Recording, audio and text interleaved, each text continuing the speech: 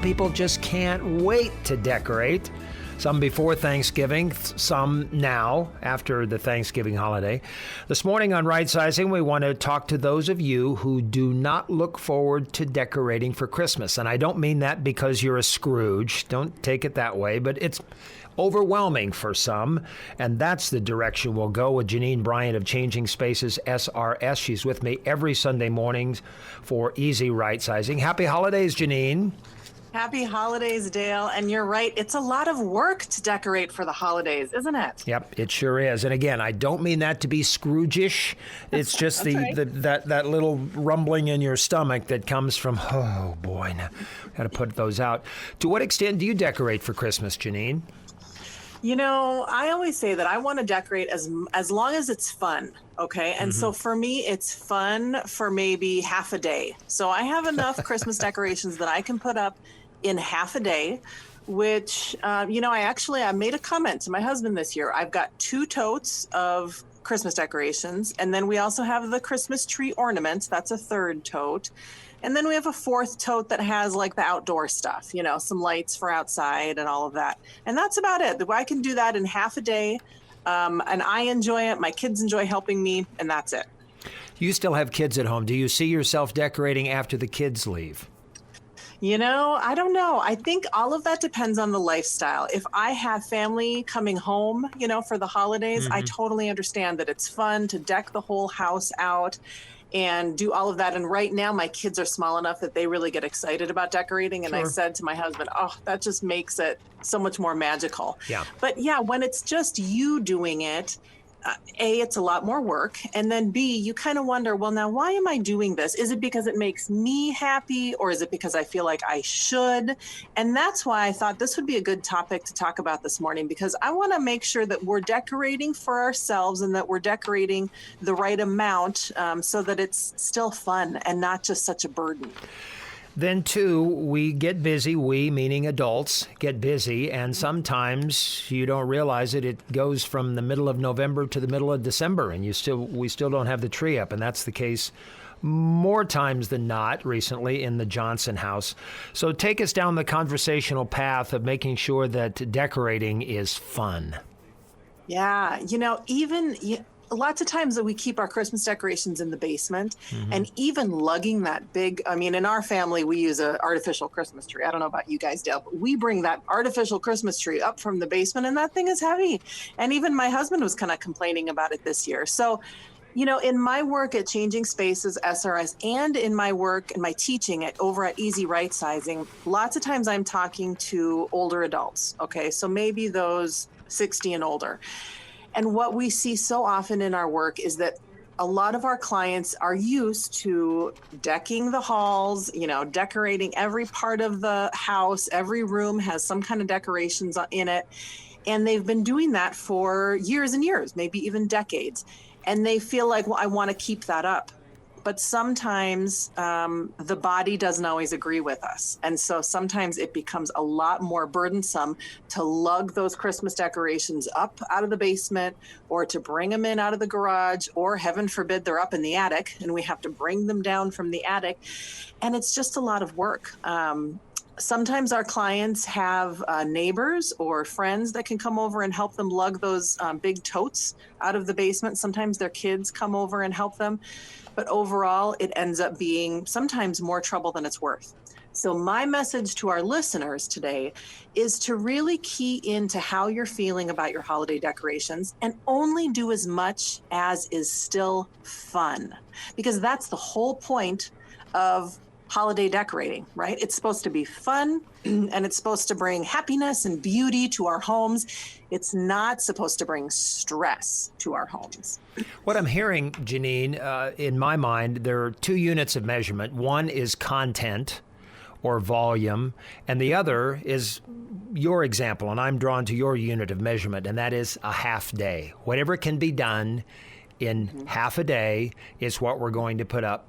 But you take it away on this subject, but for some people, it's 3 totes, 4 totes, 5 totes, and they measure in volume rather than time. Right, absolutely. And so as we get older and as this becomes more of a burden, maybe it's taking you longer to Hmm. put up the decorations than it used to.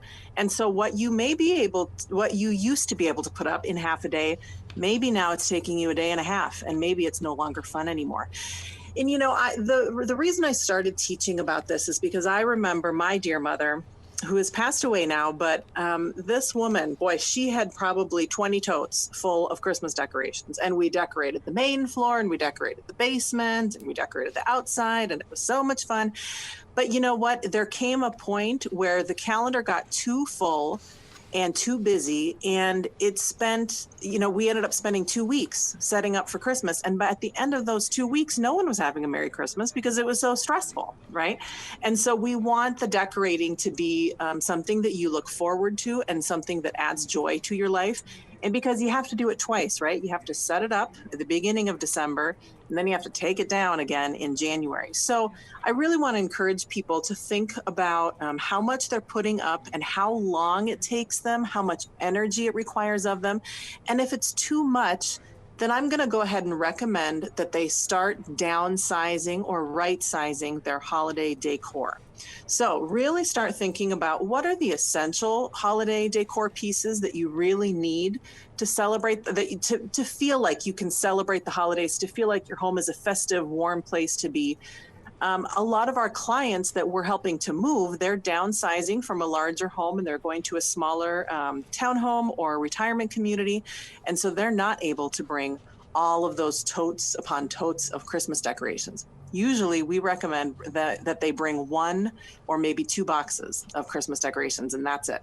So when we do that, when we have to downsize, we try to hit the high points. So maybe there's a wreath for your door. Maybe there's a nativity scene, if that's part of the holiday that is very important to you. And then maybe a Christmas tree. And maybe it doesn't have to be that 6, 7, 8 foot Christmas tree that we're so used to. Maybe you can get a tabletop Christmas tree to set on a sofa table or on your dining room table, light it up, and then that's enough, for the holiday decorations. Another thing that we see a lot of times is those Department 56, Dickens snow villages. Do you know what those are, Dale? Yes, I do. Yeah. With the individual pieces. Yes, yes. And I tell you, whoever made those is sitting pretty right now because those people made so much money, right?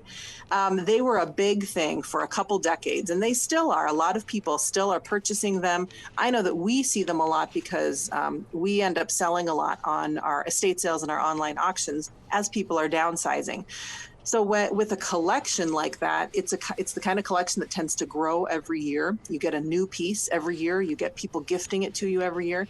Suddenly, your Dickens Village that used to sit up on your mantle no longer fits on your mantle. So now maybe it's on your mantle and it's over here on this table and it's on these shelves and it's kind of exploded all over the place. Those things take up a lot of room, and it also takes up quite a bit of time to set those things up, and you have to mess with the cords and figure out how to plug them all in. So I'm just giving all of our listeners permission this morning that if some of that is too much work, you don't have to continue setting them up every year, right? I've said it before, I'm going to say it again. Only do as much as is fun for you to do. And then what do you do with the excess? After you set up what you feel is enough, without guilt. Okay, I want you to do this guilt-free. It doesn't mean that you're a Scrooge if you're not setting up every Christmas ornament that you have. Then I want you to strongly consider getting rid of the rest of the Christmas decorations that you don't feel like putting up if it's too much work. There are several ways you can get rid of those extra holiday decor items. You can give them to family members. So if you have adult children and they remember maybe your Dickens Village growing up, they remember helping you set it up for years and years, and you've decided it's too much work to do, then give some of those pieces to them and they can continue that tradition in their home if they would like to. You can also donate your holiday decor this time of year. Now in July, the charity shops probably don't want your holiday decor. This time of year, they would probably be happy to have it because people are buying secondhand holiday decor. So you can donate them. You can also give them away for free. There's sites like Facebook Marketplace and Craigslist. You can give those kinds of items away for free. It can be contactless. You can set it outside on your front porch or on the curb, and whoever's interested in it can come by, pick it up, and give those decorations a new life. Just because you don't have the time or energy for them anymore, someone else who maybe is not able to go to the store and buy new holiday decorations would be happy to have them. So that's a great option as well. I remember years ago at this time, we opened up the totes, and I gave Blaze carte blanche to pick out the ornaments, the decorations that meant something to him. I had a pretty good idea what he was going for, but there were a few things that sort of surprised me and that was a fun afternoon. Absolutely. That's great. And then he gets to have those Christmas memories when he decorates his home every year. And then your grandkids are also going to have those memories, because then they're going to grow up around those pieces. And then it just lightens the load for you guys. Maybe you don't want to go all out anymore at your house for the holiday decorating. You can kind of minimize your decorations and pass it on to your son. That's a fantastic option. Mm-hmm. Everybody has baby's first Christmas. I'll bet you have baby's first Christmas, don't you, Janine? That's right. I was just explaining to my daughter, because my daughter is my first baby and my son is my second, and how the first baby of the family has a lot of those ornaments, and then the second, third, fourth, the subsequent children don't get as many. Well, Blaze is an only, so he got the first and the last. So there are so many places that you can go, so many resources. There is Changing Spaces, SRS.com. There is EasyRightsizing.com. And while you're there, you can hear every conversation that Janine and I have had on Sunday mornings. That's EasyRightsizing.com. There's a book. Where can people get your book? Soon to be books. Right. Yeah, they can order it right off of Amazon, and it is called Ready to Right Size, and it is a handbook for your right sizing journey. So it also makes a great holiday gift. So if you or someone is over the age of 60 and has too much stuff, that's the perfect gift. Order it on Amazon. It's called Ready to Right Size. Stuff. We talk about it here every Sunday morning on Easy Right Sizing.